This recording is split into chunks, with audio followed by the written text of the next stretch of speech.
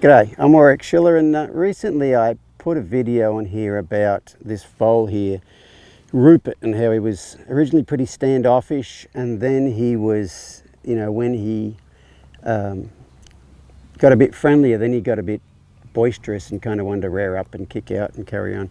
And so the video was about getting that draw-drive,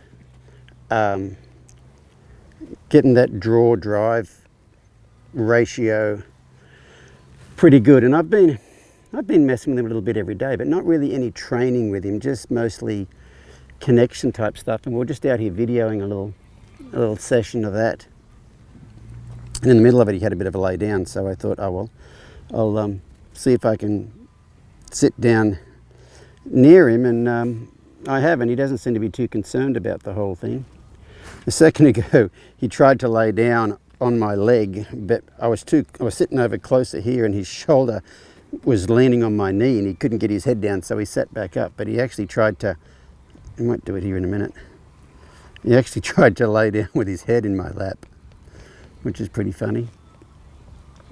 But all I've really done with him so far is connection stuff. And just here, during that session, I noticed one of his hind feet, a bit of his frog was hanging out, and so I thought, oh well, I'll just see if I can pick that up. And something you try to do working with horses is get them to where you can pick their foot up and hold it up with one finger, and then sit it down, and their toe just sits on the ground. They don't feel the need to put their foot flat back on the ground again.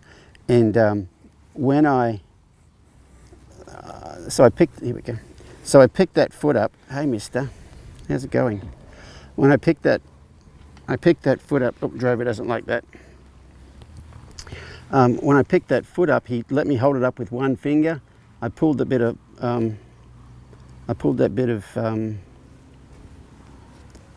frog off of there, and then when I sat it back down, he just sat it with his toe on the ground, which is something you really try to get horses to do when they're